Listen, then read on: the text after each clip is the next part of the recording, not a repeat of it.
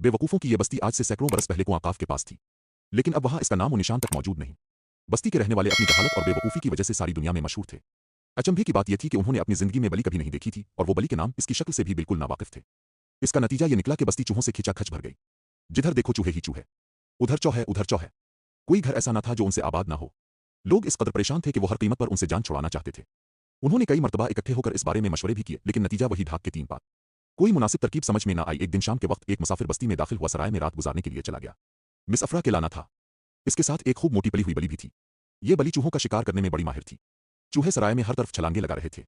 बली पहले तो एक लम्हे के लिए इन मोटे ताजे चूहों को इधर उधर घूमते फिरते देखती रही। आखिर इससे रहा न गया और खुशी से इसकी बाछें खिल गईं। वो शिस्त बांधकर फौरन कूदी और चौहों पर धावा बोल दिया। कुछ मारे गए, कुछ जख्मी हुए, कुछ भागकर जान बचाने में कामयाब हो गए। सराय में जितने लोग मौजूद थे वो ये भगदड़ देखकर बहुत हैरान हुए और बाहर से लोगों को बिला बिला कर ये बली दुखाने लगे जो चूहे खाने में मसरूफ थी। वो सब इस अजीब व गरीब जानवर को बड़े गौर और ताज्जुब से देख रहे थे। इनमें से एक ने कहा, अगर ये कारामद जानवर हमें मिल जाए तो चंद ही दिनों में चूहों से निजात हासिल की जा सकती है। उन्होंने आपस में मशवरा करने के बाद बली के मालिक को 1000 रुपए की थैली पेश की और बली खरीद ली। मालिक को और क्या चाहिए था? टके की बली 1000 रुपए में बीच कर वो फूला ना समाता था। लेकिन साथ ही इसके दिल में ये बात भी बैठ गई कि बस्ती के सारे लोग बेवकूफ हैं, लिहाजा यहां से फौरन भाग जाना चाहिए। चुनांचे अगले ही रोज वो सुबह सवेरे वहां से चल पड़ा। इसे खौफ था कि कहीं इन्हें बली की असल हकीकत का पता न चल जाए और वो इससे अपना रुपया वापस न ले लें। इसके जाने के बाद बस्ती वालों को ख्याल आया कि हमने मुसाफिर से ये तो पूछा ही नहीं कि इस जानवर की खुराक क्या है। उन्होंने एक आदमी इसके पीछे दौड़ाया। जब मुसाफिर ने देखा कि कोई शख्स इसका पीछा कर रहा है तो इसका दिल जोर जोर से धड़कने लगा। इसने अपनी रफ्तार और भी तेज कर दी।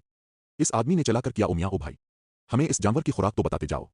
वो खाता क्या है? मुसाफिर ने जब सुना कि वो खुराक के बारे में पूछ रहा है तो उसकी जान में जान आई। वो मुड़ा और वहीं से गला फाड़कर इसने कहा, दूध और रोटी। पीछा करने वाला चूंकि बस्ती के मूर्खों में से था, लिहाजा वो दूध और रोटी को भैंस मोटी समझा। इसने ओ दिल ही दिल में कहा, अलिफाफ, ये जानवर मोटी भैंस खाता है, अब क्या होगा? हम घी और दूध कहां से खाएंगे? हमारे बच्चे दूध के बगैर कैसे जिगे?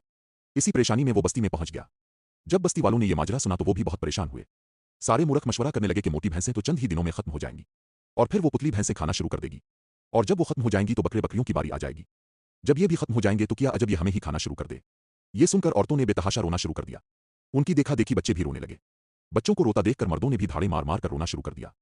इस जोर का कोहराम पड़ा के कान पड़ी आवाज सुनाई ना देती थी। जब वो रू कर थक गए तो एक बड़े बूढ़े ने आंसू पोंछते हुए कहा, अब रोने धोने से क्या फायदा? हम समझदार हैं, हमें चाहिए कि कोई हल तलाश करें। तमाम मूर्ख फिर सर जोड़कर बैठे। जितने मुंह इतनी बातें, कोई कुछ कहता कोई कुछ। आखिर एक बहुत बड़े अक्लमंद ने कहा, ई सुनो। चारों तरफ खामोशी छा गई। सब इसकी बात सुनने के लिए बेचैन नजर आने लगे। अक्लमंद ने गला साफ करते हुए कहा, इसे जहर दे दिया जाए। ना रहे बांस और ना बजे बांसुरी। चारों तरफ से वावा के नारे बुलंद होने लगे। इतने में मजमा में से एक आदमी अल्फाटे। इसके चेहरे पर अभी तक खौफ और परेशानी के आसार नजर आ रहे थे। इसने एक लंबी और ठंडी सांस लेने के बाद कहा, तुम सब लोग वाकई बेवकूफ हो। शायद तुम ये भूल गए हो कि यह जानवर मोटी भैंस खाता है, जहर नहीं खाता। जिसके मुंह को खून लगा हो वो जहर कैसे खा सकता है? दूसरे ही लम्हे सारे मजमा पर मौत की सी खामोशी छा गई और लोगों के चेहरों पर हवाइयां अलिफाड़ने लगे। औरतों ने रोना शुरू कर दिया, फिर बच्चे रोने लगे। गरज सारी की सारी बस्ती फिर पहले की तरह रोने में मसरूफ हो गई। आखिर एक और अक्लमंद अल्फाटे और उसने कहा, औरतें रोती हैं तो बच्चे भी रोना शुरू कर देते हैं। बच्चों का रोना हमसे देखा नहीं जाता और हमें भी मजबूरना रोना पड़ता है।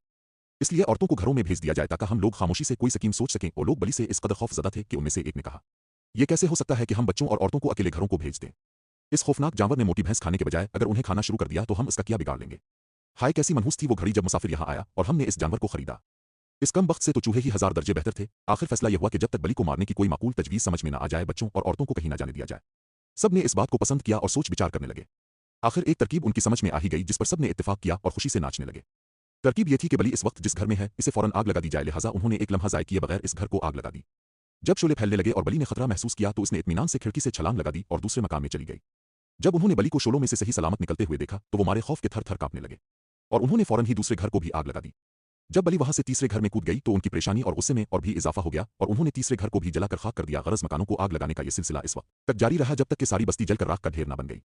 आखिर में लोगों ने देखा कि बली इस रास्ते पर भागी जा रही है जिस रास्ते से सुबह इसका मालिक गया था।